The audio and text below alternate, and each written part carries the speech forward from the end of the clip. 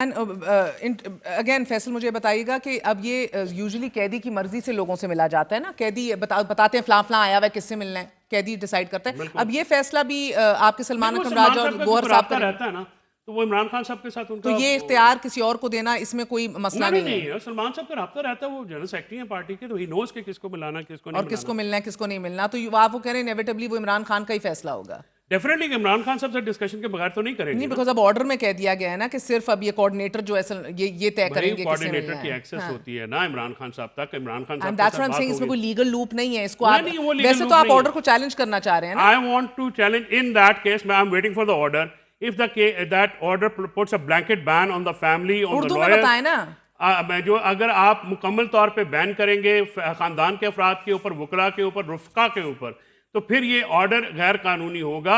ऐसा ऑर्डर आइन और कानून के तहत पास नहीं किया जा सकता। इसके साथ साथ ये भी एक कानूनी नुक्ता है, मेरे बिहाफ पे कोई और शख्स ये स्टेटमेंट नहीं दे सकता कि मैं अपने कॉन्स्टिट्यूशनल राइट को सरेंडर करूंगा। मैंने अपनी हद तक ये कहा कि जब ये ऑर्डर आता है इन केस के, अगर ब्लैंकेट बैन होएगा तो फिर मैं इसको शायद चैलेंज भी करूंगा। अच्छा, और मुझे इसकी थोड़ी टेक्निकलिटी समझाएं, क्योंकि अब कह रहे हैं कि मुलाकात के बाद बाहर आके गुफ्तगू नहीं होगी, तो इससे तो सिर्फ अलीमा ही मुतासर होंगी ना। आप सब तो टॉक शोज पे आ जाते हैं, घर जाके बात कर लेना, बाद में बात कर लेना, ट्वीट भी नहीं कर सकते। नहीं, वो ट्वीट में उन्होंने जो यही बात मेरे लिए अलार्मिंग हुई जब मैंने मालिक साहब के शो के ऊपर नवीद मलिक साहब आए और उन्होंने कहा कि यू कांट ट्वीट, आप किसी मीडिया पे जाके बात नहीं कर सकते।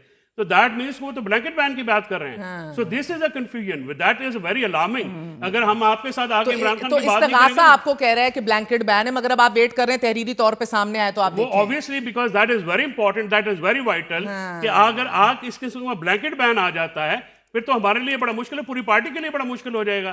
फिर हम क्या चीज, हम अगर इमरान खान साहब की गुफ्तगू नहीं करेंगे तो हम क्या करेंगे? अच्छा, दिस इज द प्रॉब्लम। जब पॉलिटिक्स में देखिए, आपके शो स्टार्ट होते हैं इमरान खान से, एंड होते हैं इमरान खान के ऊपर। इमरान खान की गुफ्तगू, उनकी ट्वीट्स, उनका मतमा नज़र, जो ज़ुबान की सख्ती, ज़ुबान की नरमी, एक्शन। मुझे तो ये भी पूछ लिया कि खत में बॉडी लैंग्वेज क्या आती है। सो दिस हम फिर आप देखिए ना, हमने जो टॉक शोज पे जाना है तो हमने इमरान खान साहब की जो गुफ्तगू हमारे साथ होती है, या जो हमने सियासी गुफ्तगू करनी है उनके साथ, वही बात हमने आगे अवाम तक पहुंचानी होती है। अच्छा, यू थिंक कि दिस इज अगर ऐसा ही हो, ब्लैंकेट बैन का ही जिक्र हो और ना ट्वीट्स कर सकें ना बात कर सकें, और आपने देखा इससे पहले जस्टिस इसाक का एक पूरा किस्सा हुआ, उनके सामने एक दौरान समात केस उठा के कॉज लिस्ट ही खत्म कर दी, उधर एक लार्जर बेंच बना दिया, फिर आज ये फैसला आया है। देखिए, अब सरदार इजाज साहब के पास पहले तो उधर दरखास्त देनी चाहिए थी। दरखास्त देने के बाद उनसे रिक्वेस्ट करनी चाहिए थी कि बाकी सारे क्लब हो रहे हैं, आप भी क्लब करें। अगर उस पर कोई फैसला देते तो वो करते। देखिए, this is very unfair and improper property demands कि अगर एक जज साहब केस सुन रहे हैं। देखिए, जुडिशल पावर्स जो है ना, वो तमाम जजेस की बराबर होती हैं। ये एग्जीक्यूटिव पावर्स होती हैं, चीफ जस्टिस के पास ज़्यादा होती हैं, और वो कर सकते हैं, वो इस्तेमाल कर सकते हैं। बट दिस वॉज, अगर प्रॉपरली तरीक़ेकार ये होता कि पहले इजाज़ इसाक साहब को ये दरखास्त दी जाती, उस पर वो हाँ या ना करते। और ये बार बार इस्लामाबाद हाई कोर्ट में तमाम तर जो चीज़ें हो रही हैं, इंक्लूडिंग अपॉइंटमेंट्स, इंक्लूडिंग ये पूरा सिलसिला, इमरान खान डे वन से इसके ऊपर सवाल उठा रहे हैं। बिल्कुल उठा रहे हैं। और जो प्रॉब्लम हो गया ना महर, वो ये है कि अब अदालतों में लड़ाइयाँ शुरू हो गई हैं। सुप्रीम कोर्ट में भी एक आपको कैंप नज़र आ रहे हैं, इस्लामाबाद हाई कोर्ट में भी कैंप नज़र आ रहे हैं। उसमें हम लॉयर्स और लिटिगेंट्स बहुत सफ़र कर रहे हैं। देखिए, हमारे जो केसेस होते हैं, हम जो प्रोफेशनल लॉयर्स हैं, वी फाइल द पिटिशंस में अभी जैसे सुप्रीम कोर्ट में कौन से केसेस आईनी बेंच में जाने, कौन से नहीं आईनी बेंच में जाने। एक वो मिलिट्री कोर्ट्स वाला केस है, वो अभी पेंडिंग पड़ा हुआ है। सो द प्रॉब्लम इज कि वहाँ पे कम जजेस हैं। आपने तासुब जजेस के बीच में भी कर दिया, कुछ को आपने आईनी इख्तियारात दे दिए, कुछ जो ज़्यादा अच्छे। वैसे कितनी दुख की बात है ना वैसे फैसल, ये सारा काम जब इमरान खान वज़ीर आज़म थे तब शुरू हुआ। ये पॉलिटिकल विक्टिम्स भी बने, पॉलिटिकल अरेस्ट भी हुए, नवाज शरीफ की तस्वीर पे भी बैन लगा, उसकी तकरीर पे भी बैन लगा, उसके इंटरव्यू पे भी बैन लगा, मरियम के इंटरव्यू पे भी बैन लगा। ये सारा कुछ होते देखा, और बात आज इधर तक आके खड़ी हो गई है कि एक कैदी से आपकी मुलाकात के बाद बात होगी है कि क्या बातचीत हुई है वो बात कर ही नहीं सकते, आगे आके बता ही नहीं सकते। तो बिलावल सही कहते हैं ना, बिलावल कहते हैं कौमी इत्तफाक की राय नागुज़ीर है। गो कि आपकी जमात की अभी भी सुई अटकी हुई है कि मुक़्तदरा से बात करना नागुज़ीर है। वो सही कहते हैं कौमी इत्तफाक की राय नागुज़ीर है। ये मुक़्तदरा वाली बात जो है, इसमें मैं आपको बताऊं कि दिस इज जो हमारा ग्रेटर पॉलिटिकल अलायंस है, उसमें एक बहुत बड़ी ये हर्डल है, जो ये बात आके कर देते हैं ना कि हम मुक़्तदरा से बात करते हैं। हमारे अलाइज जो हैं वो शाकी हो जाते हैं कि अगर आप हमसे बात करेंगे फिर प्रेशर होकर आप डायरेक्ट बात करना शुरू कर देंगे, तो मैं समझता हूँ कि बड़ी बचगाना हरकत है रऊफ हसन ने जो की है।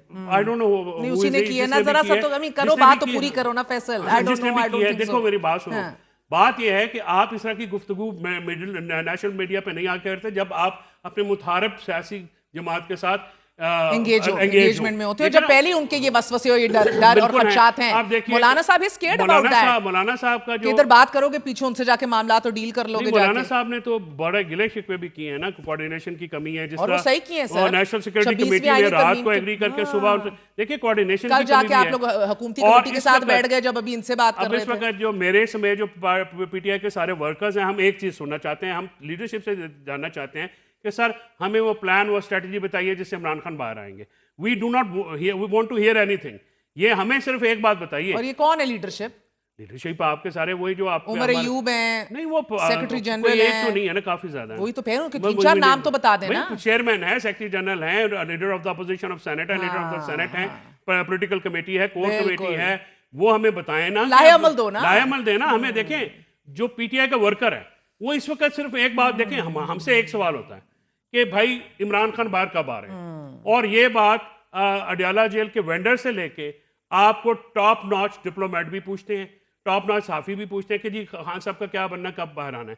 हम गांव में जाते हैं तो उसमें भी ये शादियों पे गमियों पे यही सवाल होता है, कोई दूसरा सवाल नहीं है। तो फैसल वाडा साहब सही कहते हैं ना, जमात के अंदर अपने मुफादात हैं। अब जमात जो है वो फैसल की अपनी ओपिनियन है, मैं एक फॉरवर्ड ब्लॉक भी बन रहा है, अपने मुफादात भी हैं, खान का बाहर आना सूट भी नहीं करता, बट ब्लॉक इन्होंने बनाने की पूरी कोशिश की है, कुछ भी नहीं हुआ। मुझे बात बताएं, मौलाना को कायल करना था, एक हफ्ता रह गया ईद में, कायल नहीं हो सके मौलाना साहब। ईद के बाद हो जाएगा, वो कोई इतना मसला नहीं है, कायल हो जाएंगे, आई होप सो। हतमी तौर पे तो नहीं लग रहा ना किसी को कुछ समझ देखिए बात सुने, इमरान जो मौलाना साहब नेशनल कमेटी में भी आप लोग नहीं आते, नेशनल सिक्योरिटी कमेटी में भी आप लोग नहीं आते, और वो कह उनको एटलीस्ट एतमाद में जाना था तो बैठे जाते, नहीं जाना था तो तब भी ना जाते। अब मौलाना साहब की कोई तहफ़्फ़ुज़ात हैं जो लोकल सियासत को लेके। खान साहब तो मौलाना से मिलना चाह रहे थे जेल में, उन्होंने कहा था कि ये मिलने नहीं देंगे, मुझे कहा था, उन्होंने कहा ये मिलने देंगे, मैं तो वेलकम करता हूँ शाहिद खान साहब तमाम अपोजिशन को। अब बात यह है कि मौलाना साहब के खदशात हैं, पॉलिटिकल रिजर्वेशंस हैं, वो हल होनी चाहिए। On the same time Ali Amin Khan के भी रिजर्वेशंस हैं, so we have to have a middle way. उसमें मेरी अली अमीन खान साहब से बात हुई थी, उन्होंने कहा कि उन्होंने आसिफ कैसर साहब के जरिए मौलाना साहब को ये मैसेज भेजी है कि जो पॉलिटिकल बातें हैं वो हम बैठ के हल कर सकते हैं, और इमरान खान की रहाई के लिए दे ही इज रेडी। और उन्होंने कहा कि मेरी कोई प्रायर शर्त नहीं है, which is very nice gesture. Eid के बाद कुछ होने जा रहा है, आपको तो रहाई का लाहे अमल चाहिए, इधर आपकी हिकमत अमली का लाहे अमल हमें नहीं पता क्या हो रहा है। देखिए दमादम मस्क अंदर हो रहा है, नहीं हो रहा, क्या हो रहा है, सड़कों पे आना है, अकेले आने नहीं आना, सबके साथ आना होगा तो पी अपोजिशन के मुत्तहदा अपोजिशन के प्लेटफॉर्म से होगा, अगर और अगर नहीं होगा तो नहीं होगा। अपोजिशन होगी तो भी मुत्तहदा अपोजिशन के प्लेटफॉर्म से होगी, सियासत होगी तो भी उसके प्लेटफॉर्म से होगी। इस वक्त जो है रमज़ान की वजह भी कर लें आप, ना हमसे अपोजिशन हो पा रही है ना हमसे सियासत हो पा रही है, लेकिन यह स्ट्रैटेजी, ये लाएमल मेरे समेत पूरा पीटीआई का जो वर्कर्स हैं ऊपर से लेके नीचे तक सारे वेट कर रहे हैं, और ये ज़्यादा टाइम भी नहीं है। बहुत बहुत शुक्रिया फैसल चौधरी हमारे साथ मौजूद थे, आपने गुफ्तगू सुनी